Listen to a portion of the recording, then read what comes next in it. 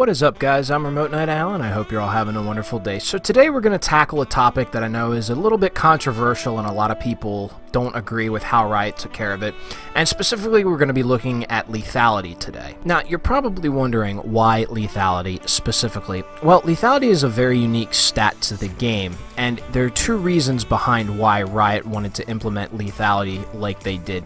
First of all, they simply wanted to brand it to a specific skill set of champions, namely AD Assassins, and the idea being that the more lethality they built, the more, lethal or deadly they'd be.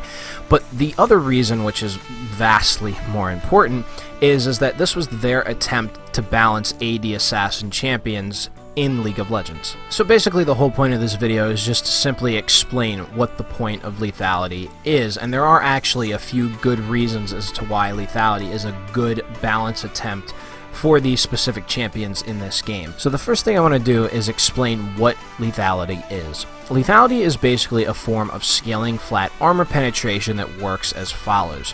So at level 1 you will have 60% of your total lethality value as flat armor penetration, and as you scale up to level 18, when you hit level 18, you will then have 100% of your lethality value as flat armor penetration. Now, looking at an example mathematically very quickly, basically it looks like this. So if you're like me and you're on a full lethality page, including the mastery, you're going to start the game out with 30 lethality.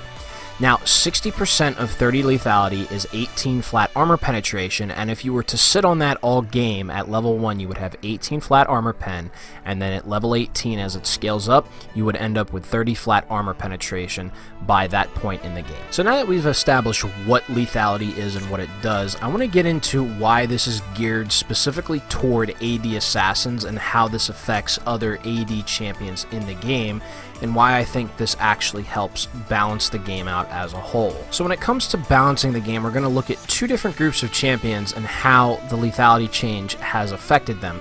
Now when it comes to bruisers and tanks, we're actually going to leave them out because lethality really isn't too big of a deal to them, namely because A, they build tanky, and B, they don't build lethality. And the two groups of champions we're going to look at specifically are ADCs and AD Assassins. So when it comes to ADCs versus Assassins, we want to look at how they deal damage specifically, and this will help us iron out why lethality balances Assassins in League of Legends. So looking at ADCs specifically, their primary source of damage is auto-attacking repeatedly, very fast, and dealing a stat called Critical Strike. So the Critical Strike stat is basically as follows. When an auto attack hits an enemy as a Critical Strike, it is double the total AD of that champion's AD stat. However, the only exception to this would be is if they build Infinity Edge, in which case this damage gets increased by 50%. Now, the difference between ADCs and Assassins, and looking at ADCs specifically first, is ADCs deal a subsequent amount of attacks over time as DPS to multiple targets, especially if they deal Runon's Hurricane. So with ADCs, Critical Strike is beneficial to them versus lethality because they are trying to deal as much damage as possible to multiple targets over time. And also I would like to point out, in order to increase this DPS, it is beneficial for them to build attack speed, and conveniently the attack speed items that they build are Critical Strike items. So in juxtaposition to ADCs and Critical Strike, the next thing we're going to look at is the other side of the coin, where we have AD Assassins and lethality. Now, like I pointed out with ADCs, again, it's about DPS and that damage amplifier off of your basic attack. However, with AD Assassins, their job is actually single target burst, unlike ADCs, which have sustained over time damage. Now, this is where my point with balancing Assassins and lethality come in. If you look at Assassins specifically, like Talon, Zed, Rengar, Kha'zix, their AoE abilities have absolutely atrocious AD scaling and as well as base damage scaling. And in fact, if you try to go full AD rather than lethality, you're not going to be dealing as much damage as you think, and it's quite surprising actually. So this is where lethality comes in. So since the point of an assassin is to go onto a single squishy target and basically assassinate them, the stat we then want to look at is armor specifically. So how is it that somebody with horrible AD scaling can then deal a lot of damage? So two factors come into play here. First of all is single target abilities, and if you look at all the assassins and their single target ability or abilities, depending on which champion you look at, the damage is actually extremely high, and the reason for this is because unlike AoE abilities, you can give a single target ability a lot of damage because as an assassin, again, your job is to assassinate one person. But the other factor we have to look at is how does an assassin go about dealing damage? And if you are going to give them an insane amount of AD scaling, that's just going to make them overpowered because, like stated before, they can just blow up tanks by doing that.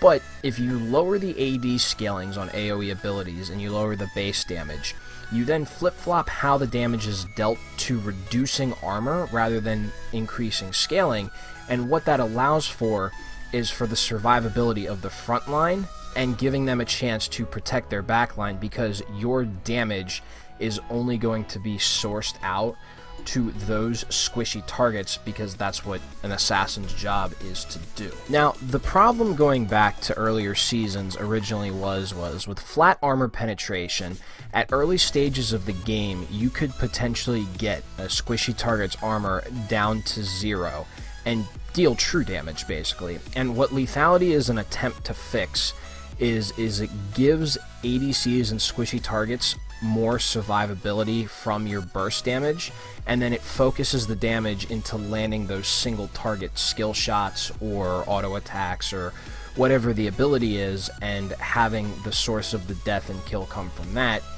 because allowing armor pen to scale into late game rather than keeping it flat throughout the entire game is a way to help balance out how AD assassins can go about killing people. Now, the last thing I would like to point out when it comes to items and armor penetration is you might be asking the question, well, Owl, what about Last Whisper items? Well, I want to get to that by covering what Last Whisper used to be and what it has become. Now, in days of old, when men were bold, Last Whisper used to be the AD counterpart to Void Staff, and what Last Whisper would do is it would grant attack damage as well as 35% flat armor penetration.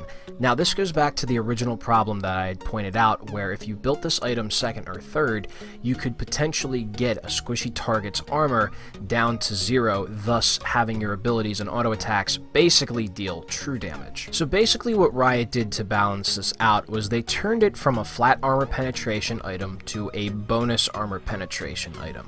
Now, looking at the following example, bonus armor penetration basically looks like this. The armor stat has two numbers attached to it. On the left there's a blue number, that's your base, and on the right is a green number, and that's your bonus.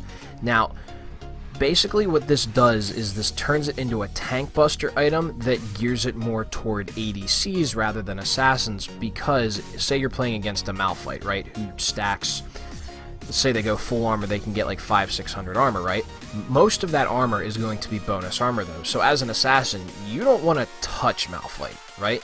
But as an ADC who deals sustain over time DPS in the back, they want to be able to deal as much damage to Malphite as they can, and by changing this stat to bonus armor penetration rather than flat armor penetration, it doesn't benefit assassins to build this as much versus ADCs, because ADCs are going to cut through Malphite's armor, unlike assassins who want to cut through the armor of squishy targets. Well guys, that's all I have for today. Thank you very much for watching. But now I'd like to hear from you guys what you think about lethality. Does it balance AD assassins? Do you think that it needs to be changed again? What do you think of the current state? And things like that.